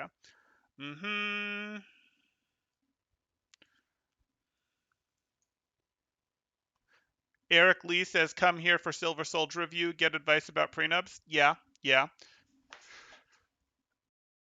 This is not the topic I expected to listen to with Dinner Time Temporal. Maybe this is Temporal After Dark. I mean, we've covered quite a few topics. We're covering energy production and usability. So we're covering energy. We're covering dating. We're covering. We're not quite covering fitness, though there's been asks to cover fitness. We're covering crime, I suppose. You know, we're covering some fun topics. Okay. Temporal, are you telling me the hot 20-year-old dating the rich 90-year-old is not doing it because she passionately loves him? She very much enjoys the lifestyle she gets to have when she's with him, which is perhaps emotionally transferable to feeling like she loves him. Or maybe she loves him, but yeah. But that's how most people work. Like, they come to like people that they do things with, that like, if they're having a good time when they're doing something with someone, they come to like the person that they're having a good time with. Like, there is generally feeling transference like that, so that's not weird. I mean, okay, it's still weird to have a 20-year-old dating a 90-year-old, but I mean, it's like, how shall I put that? I'm not saying I approve of that necessarily, but what I am saying is, like, that's actually kind of how it works when 18-year-olds or 25-year-olds or 30-year-olds get together too, with more age equivalent people. It's, hey, mostly they were doing things together that they liked. That's kind of what dating is, guys. New temporal service trained me to be better at game than my wife, GFBF, hubby, etc., so I don't get dumped. There we go. There we go. Nardstrom says, wow, I didn't know prenups get watered down. That really does make it a giant leap of faith for whoever has more money going into marriage. Yeah. Okay, Val says, saying the fusion problem is 30 years away is only true if the project is underfunded. Exactly. Governments are less interested if it does not provide weapons or not bribes for wealthy companies. Lobbying. Yeah. Basically that. Like, if someone actually goes, no, I'm actually now putting together the business to do this, or I'm actually now developing the weapon to do this in the military thing, you'd be amazed at how quickly some of those problems could get solved, because some of those, again, when the funding becomes there, when the minds actually get there, and it's not just, well, from an academic standpoint, we're interested in this, or from yeah, we'll leave it at that. It's not a matter of being hard to make money. It's the fact that most people are financially uneducated. Incredibly so. Incredibly so. Parody responds to Val with always 30 years away is said because 30 years is the working lifespan of a researcher. What's really being said is we have no idea how to get there, but give me money and I'll... Right, for a researcher. And that makes sense from a researcher. That's academia. Again, when you put it in someone's hand to, hey, I've spent X, I've put down X to get into this industry to go do something, and I could potentially make X plus 2 zeros, okay, or X plus 3 zeros, whatever it is. They're going to figure out anything that costs less than these 3 zeros. Anything that's less than this, they're going to figure out how to solve real fast. And it might be paying researchers, it might be doing other things, it might be, okay, well, can we go bring this over to do it? Like, when a researcher is doing it, yes, it's the researcher's, it's not really a researcher's lifespan, it's a researcher's working span that you're talking about. But it's different when there's ownership involved, when there's equity, when there's, hey, like, when there's actually a financial incentive, like they get a real payoff, things change. We've seen that time and time again in the world. It's simple for a guy, just be a catch. Okay. Could the Overwatch roster invade and take over a country? And if so, what's the largest country by GDP they could invade and take over? No. Could the Overwatch roster invade and take over a country? I mean, does D.Va get her infinite Calmex? Like, let's look at the Overwatch hero roster.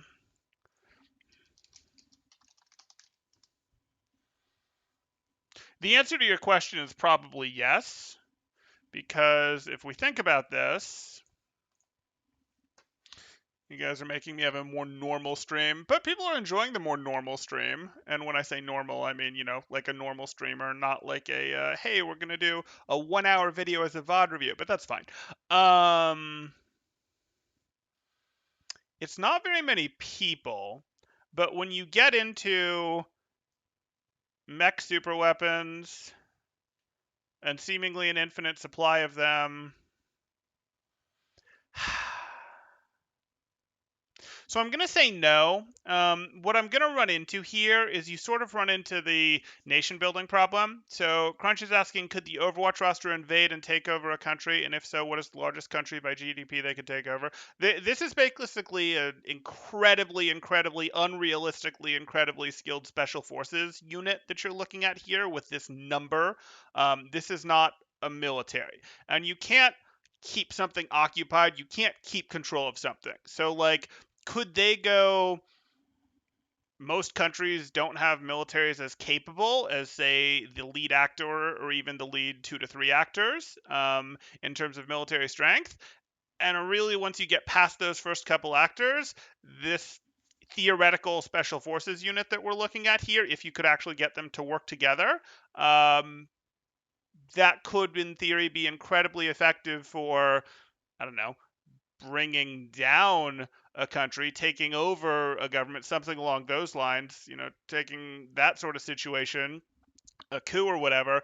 But like, there's no ability to occupy or control or maintain control over a country with a cast this small. So no, they would need, like, unless Overwatch has some great support, some huge support unit that I'm unaware of because I just don't know the lore well enough of, like, these are the faces we see and this isn't even all Overwatch, because like if Overwatch in theory has some special support unit that is actually tens of thousands of people, sure, potentially they could do it. And they don't have to all be military people. Like, we can even be talking administrators and things like that. But, like, they literally need more people to do the sort of thing you're describing on any realistic term. It just wouldn't stay. Like, they could successfully invade, sure. But that's not the issue in modern warfare. The invasion isn't the issue. The issue is, then what?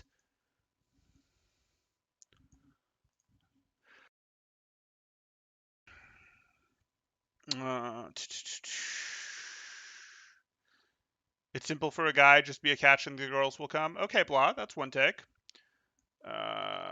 Parody responding again to Val, saying the real answer is we don't know. They're actual fundamental scientific questions that we don't have the answers to. It's not just a resource or engineering problem.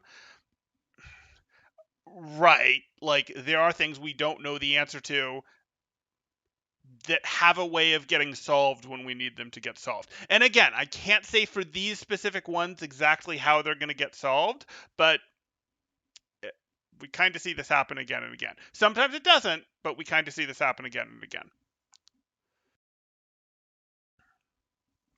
Nordstorm says, Bumble ends up being like other apps with women messaging hi first. Maybe there's something much more fundamental and possibly biological there. Yes, but I probably can't get into that.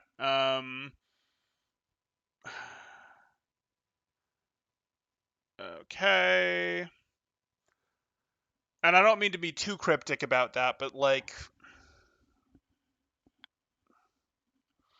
women aren't going to suddenly start asking guys out first. Like, that's not going to happen in mass. That is something that is not going to massively start happening, where, like, women suddenly take over the risk of the approach, the risk of rejection. However much we get egalitarian in society, that's not going to happen. We're not going to approach similar numbers there in terms of women asking men out versus men asking women out. That's incredibly unlikely to happen with the differences that we see in sex drive, as well as some other biological stuff that is how the species got to where it is. And with that being the case, again, with the supply and demand, with the interest, especially at different ages, when people are at different levels of their interest in finding a partner, etc., there's very little reason for women to take on that risk of rejection by regularly being the people to ask first.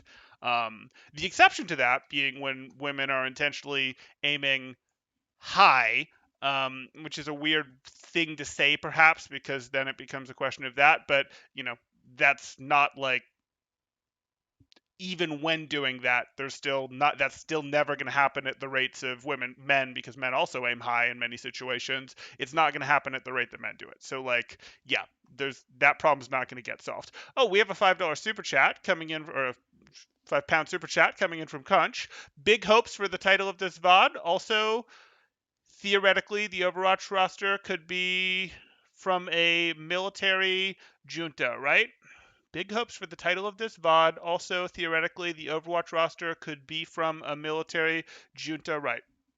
We'll see. We'll see what this VOD gets titled, Crunch. Thank you very much for the £5 super chat there. I do appreciate it. Yeah, they could be part of a military. They could be a special force type thing there. Sure. And again, they could very effectively take over or bring down potentially many countries, but they couldn't keep them.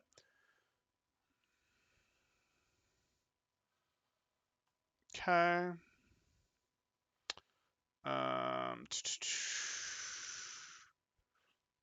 Mm-hmm.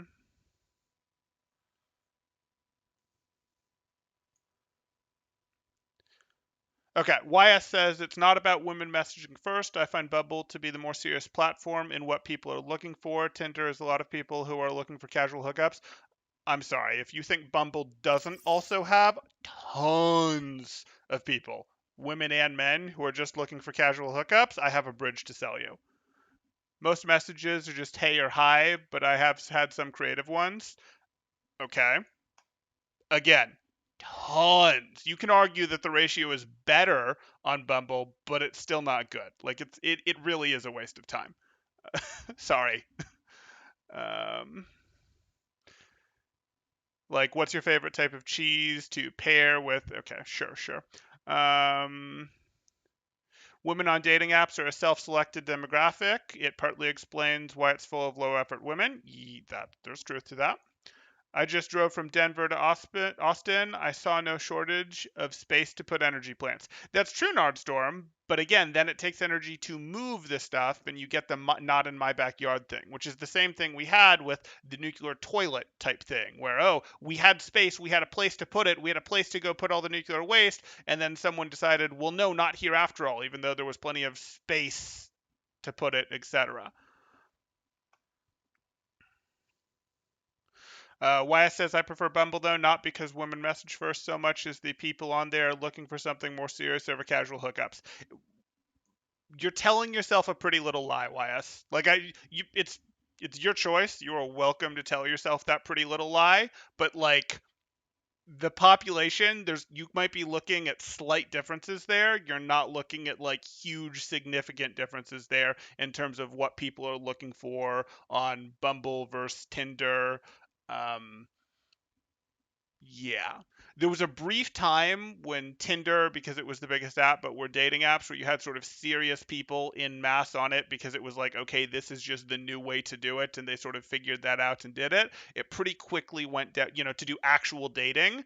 It pretty quickly went downhill though. And again, you can get little bursts of, oh, this is the new thing. And maybe serious people in somewhat mass will go there for a little bit of time, but it doesn't stay that way. And Bumble is long past that. Again, I'm not saying Bumble isn't better than Tinder. I would actually just concede straight out that Bumble is a little bit better than Tinder, but that's the thing. Is it 2% better, 4% better? It's not 50% better. It's not 30% better.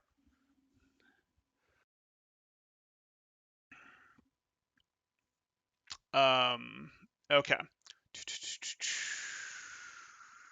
Val says, if funding for science was higher, we would know the solution faster due to more testing and better equipment. Maybe.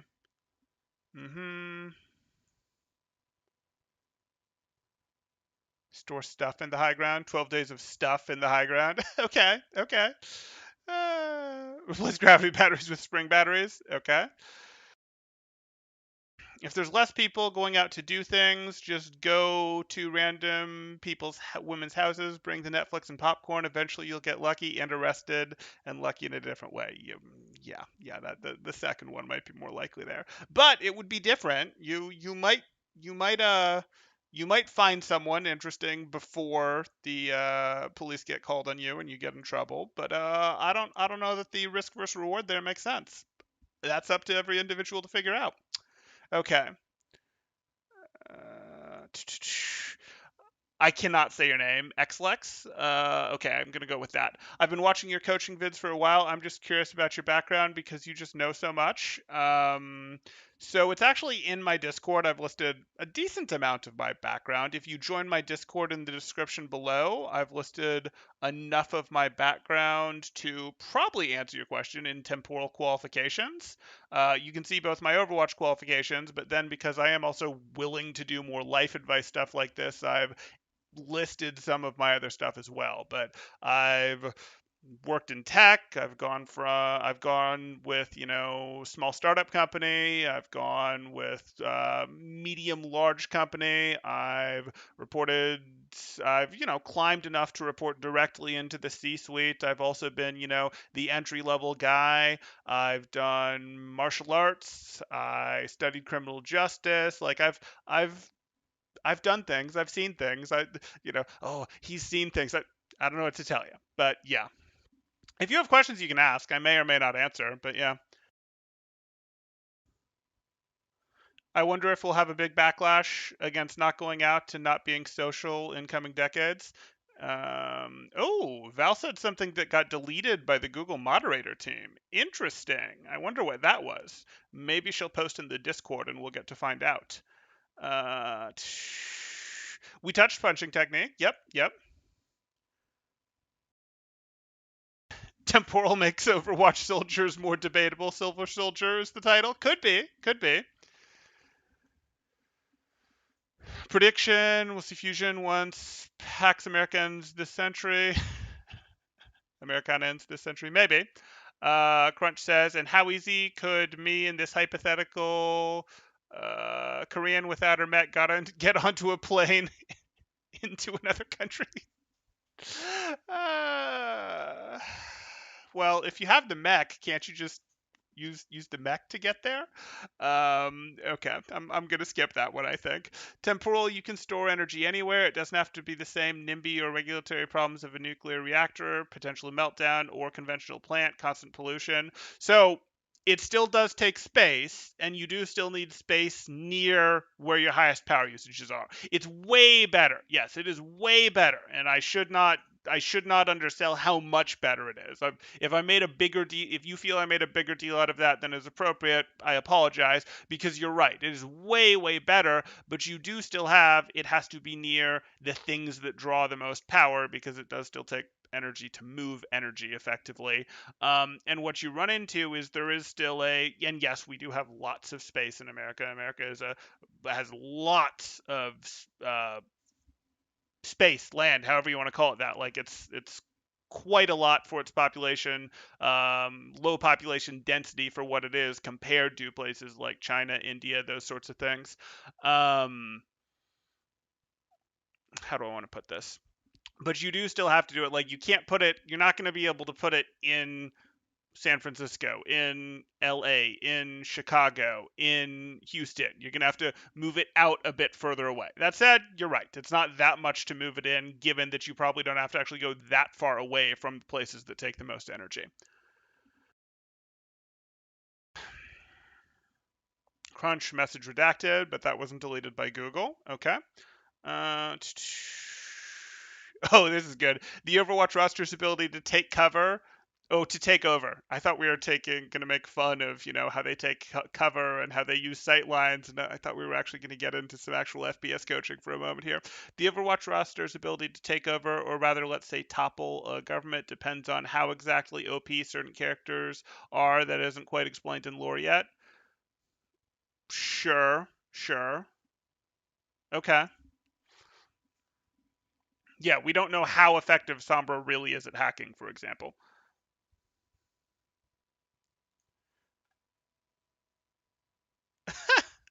Okay.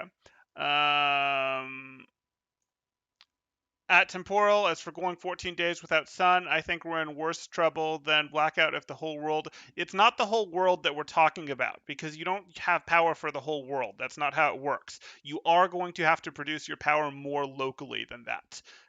We have power plants in California who might make a big thing about, we're sending power to Texas back when Texas froze over. No, we're not.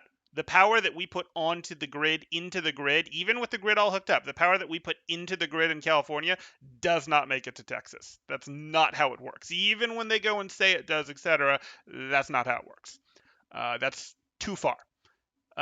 So it has to be more local than that. In some place like San Francisco, where it's like, oh, we have fog, and then we have fog, and then we have fog, and then we have fog. Oh, we have more fog than usual. Okay, that's a problem. We budgeted for having 5 days of fog. We stress test to be able to handle 8 days of fog. Whoa! Once in a lifetime, we got 14 days of fog. What do? Very similar to the Texas situation, or very similar to when Japan had the tsunami that took out their plant more than a decade ago at this point, where it's like, okay, they were rated for an 8 and they got a 10.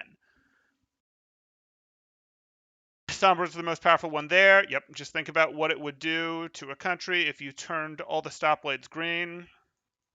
Also, that's a real threat in cyber warfare today, by the way. You can do a lot worse than that. You can do way worse than that, but yes.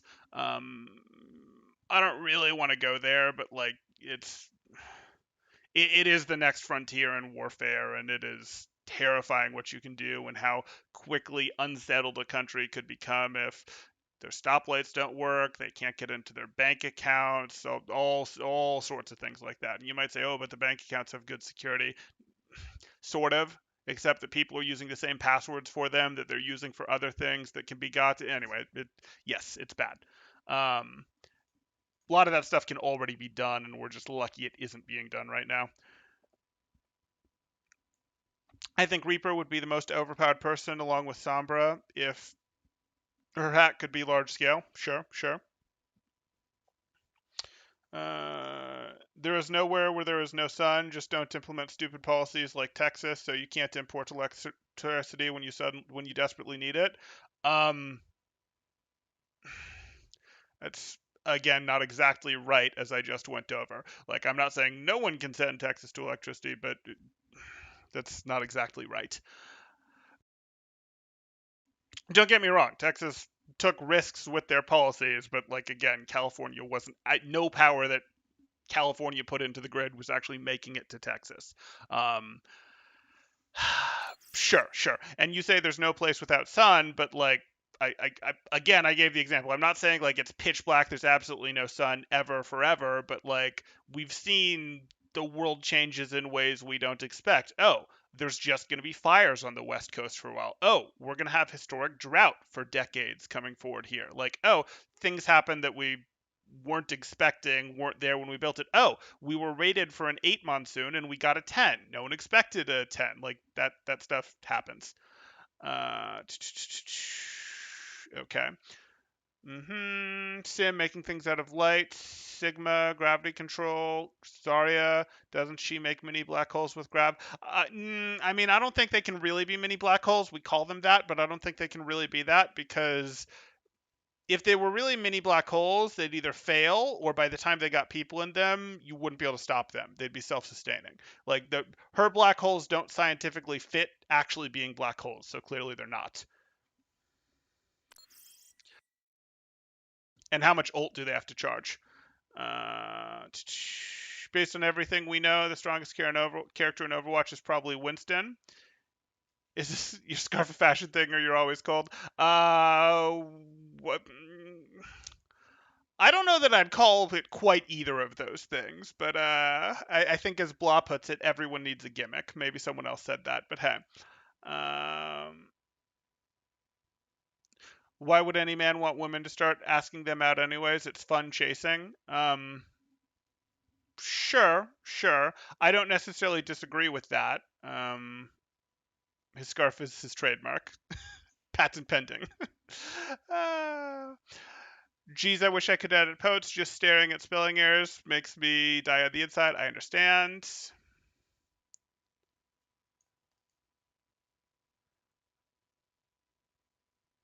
Oh, form a military. Got it. Form a military junta. Yeah, I mean they could very much do that. They could go, hey, they're going to become a merc group. They're going to anyway. It doesn't matter.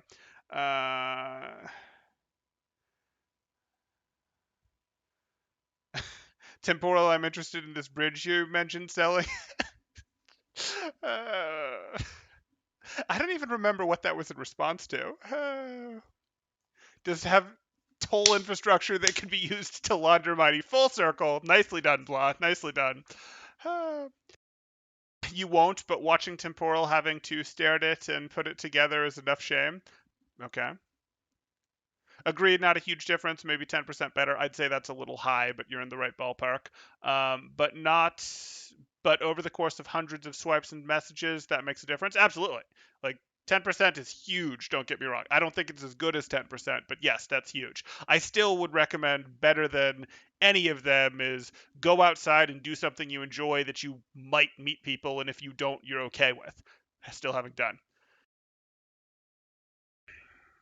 Thankfully, I'm still young and a student, so don't need to rely on apps. Yeah, and I would recommend you take advantage of that, Wes. Like, I would recommend you take advantage of being young and do lots of dating, find someone that you potentially want to spend more time with. Like, take advantage of it while you're a student. You probably don't realize how much better it is for that as a student than it is in the future. Most people don't.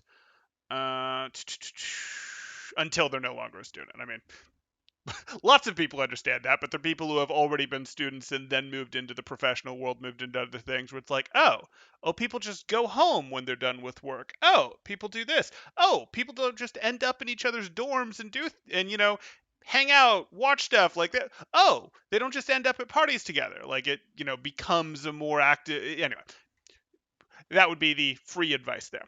Okay. Val says, I still want to know what got deleted by the moderator team that Val said. I got an idea for a meme video. Pro MMA coach reviews Overwatch Heroes melee action. Yes. You will donate another £5 super chat for that. I'll think about it, but probably not going to do that right now. That and I want to see a video of Temporal's fights. I don't know if I want to. Like, I think it did get broadcast locally, but it would be a huge pain to go find that fight that did get broadcast. Like, it would be a huge pain to do that. Funny story around that one. Not going to get into it this time. Maybe that'll be its own video at some point. And, it was a professional fight in a ring, etc. But, yeah. Well, Texas didn't get power from anywhere because they cut themselves off from the grid as a matter of policy. That's why it went the way it did. If they were networked in, SF Power would go to LA. LA Power would go to Phoenix. Phoenix Power would go to Albuquerque. Albuquerque Power would go to Texas. Not the same electrons, but the power would get pushed down the pipe. Right. Yes. Also, if you had to, you absolutely could send power across the continent. The power cost on high tension power lines is relatively small. You don't because it's more efficient not to. Yeah. Okay, fair. Okay. I'm ultimately not an electrician, so I don't know what your expertise comes in on this parody, but I will defer because while I'm moderately knowledgeable here, it's absolutely possible for people to know more than me on this topic. So, okay. There we go. Let's take a look. Someone should get a Nobel Prize if they can figure out how to get a Gen populace to use password manager. Sure, until the password manager gets hacked. Okay. Val says I would donate £2 to Super Chat if he explained the biomechanics of Overwatch melee attacks, show us him doing the move, and talk about how to improve. Okay. I'm not going to practice the Mercy am not going to practice the Mercy melee attack in real life with a broom. You say that, but do we trust you? Do we? Okay. Would also super chat Temporal reviewing Overwatch fighting technique video. Okay, so we've got 3 supports for that. Okay, guys, I'll put it on the list. It's not high on the list, but I'll put it on the list. What was the fight? The one that got broadcast, like against 2. We had multiple dojos get together. It was local television. It wasn't like it went on ESPN or anything. It was local broadcast television, and it was 3 dojos that effectively got together and went and did not a tournament, but sort of an expedition type thing where I think we did like 15 fights and I did one of them. Google hitting that delete button hard today. Yeah, Nordstorm got hit by one too. Temporal get a broom and do the Mercy melee. Okay. Val dress up as Mercy for Halloween and do the broom melee attack. Okay. So it was against a student from another dojo. So it was against. No, I'm not going to tell that story. That makes its own better story later, I think. Okay. I think we've come to the end here. If you guys are enjoying the content, please do like and subscribe, as that helps out quite a bit, and I really do appreciate that quite a bit. If you are looking to get coaching yourself, be it of the Overwatch variety, or be it more in the general life variety, as we covered for the second half of this video, you can do that by joining my Discord in the description below and see all sorts of good stuff there. Temporal dresses up as Mercy. I think Custa already did that. I wouldn't want to step on his territory. Another VOD tonight? Yeah, I'll have at least one more VOD today. Okay. I think I'll actually do at least one more stream today, I believe, as well. Okay. That will ruin your angelic image of her? Well, again, I'm pretty sure Custa already did that. I can't find a good reference for loss per mile right now, but 4% is common on actual plant-to-home transmissions. I want to say it would take 40%. That's huge, though. Like, that is pretty huge. 4% per mile, and then you're only getting 40% to get across the country. Like, obviously, that's expensive. Like, that's, yeah, a lot. Wow, this is the third time I join your stream and it's you saying goodbye. I'm sorry. But I can't put a finger on that, and of course you don't actually do that right. Was this detour longer than the BAP one? About the same, it looks like. Yeah. Did we break the world's record? Any percent no glitches? I don't know. Okay. I do want to know what both Nordstorm and Val said. So if you guys want to like throw that in Discord, I probably can't respond to it on stream because clearly Google didn't like it. But yeah. Super chat Temporal $5 if you want him to end the stream now. I see what you're doing there. Okay.